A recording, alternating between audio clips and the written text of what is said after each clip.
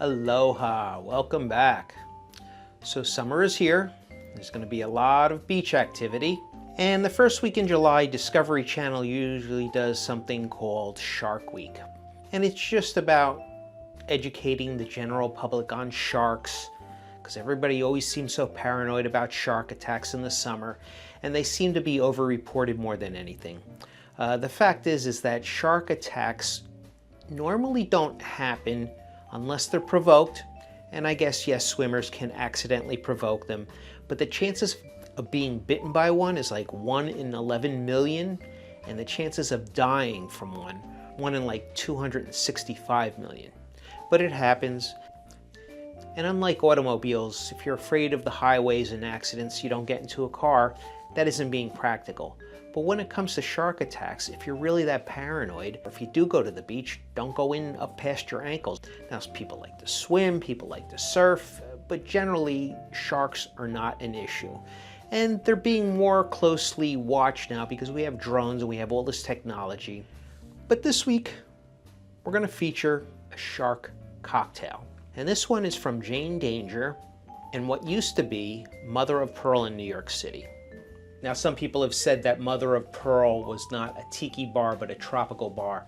I don't care what they call it. They had some of the best cocktails out there, tiki or otherwise. And it was situated right there on the corner. They did close prior to the pandemic. I'm going to guess it was just a few months before. But the great thing is that Jane Danger allowed me to use this recipe for my book, Tiki Triangle. And right there on page 120 is the recipe. And you could also find it online, so it's no secret recipe. It's been published on my book, online, a few other places. And so many times I concentrate on places that are closed is because they had some fantastic cocktails and they're going to be lost forever unless I document them or somebody else does. But this is a way that I could preserve something that was really fantastic once upon a time. Now, the only thing curious about the recipe is that they call for 1.5 ounces of bourbon and 1/2 ounce of rye. And I'm a whiskey drinker, at least I used to be. And I could tell the difference between bourbon and rye, but with all this, what's going on here between the lemon juice and the passion fruit and the Lujardo, I don't know that you would be able to taste 1/2 ounce of rye in with the bourbon with all these other ingredients. Maybe their palates were so far refined that they could taste the difference because rye will be a little bit spicier, or maybe they just had so much rye that they decided to stretch out the bourbon a little bit and add 1/2 ounce there because you're not really going to taste it that much.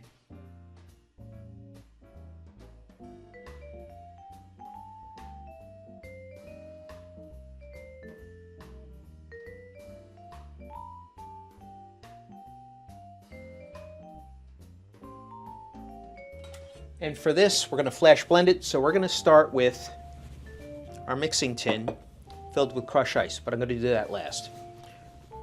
First, we're going to add our passion fruit syrup.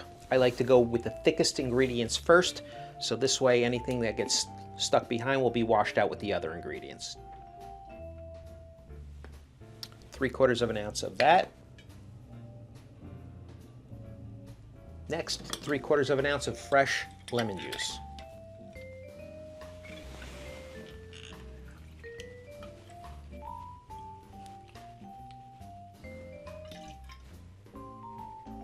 Half ounce of rye. 1.5 ounces of bourbon. While I generally like Michter's, this is a good, mellow, mixable, friendly bourbon. 4 Roses.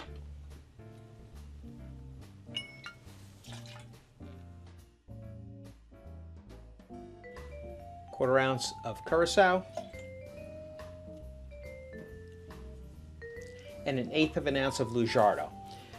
May seem like a small amount, and it is, but this stuff is very potent. I generally don't like it because a little bit of this goes a long way. New bottle here. You can tell they even have the little pouring thing on top there so you don't over pour it, because you do want, well, even that's too much. I'm going to dump a little bit out on the mat here.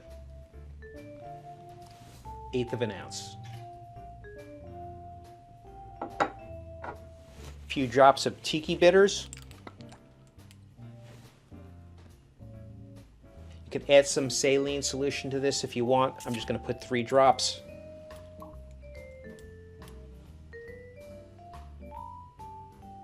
Just going to make it pop a little bit, the same way you would salt your food. Fill this up with crushed ice. I'm going to set this up for the main event, which is the bitters. So I'm going to fill this guy's mouth up.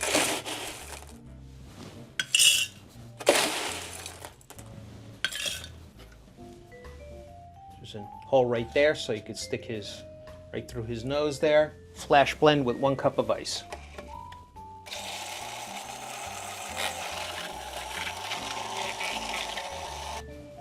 Fill her up.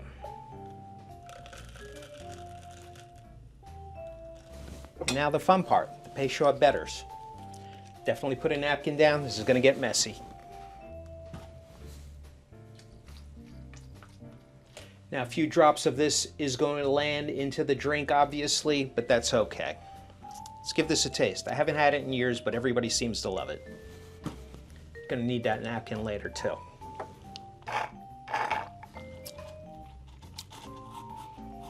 I'm gonna pull the straw out, put it right into his mouth right there. This is really a good, tasty drink. Definitely tart from that passion fruit. The lemon, I don't think you could taste the difference between the rye and the bourbon in this case. It's like a really fancy whiskey sour, like tropical, if that makes any sense.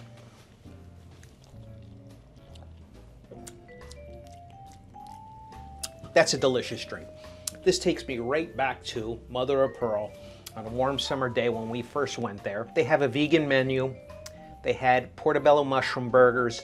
Everything on there was vegan. I don't care. I mean, I ate everything, but food is good. I don't care what it's made out of. It was a really fun place, and this hopefully will recapture some of it for you. And if you go to the beach, be careful. You know, listen to the news, all the warnings, whatever, but don't panic about it. Like I said before, it's like saying I don't want to get into a car because I don't want to get into an accident. You don't not go to the beach because of sharks. And believe it or not, even if you go to the lake, like the Mother of Pearl says, bull sharks could live in salt water or fresh water, although it's not likely. Be careful, enjoy the beach, get some fresh air, and when the day is done, relax with a nice tropical cocktail like this. Easy, nothing difficult about it.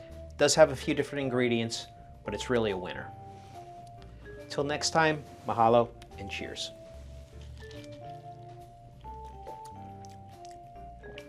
Super, super stuff. Isn't happy hour anytime?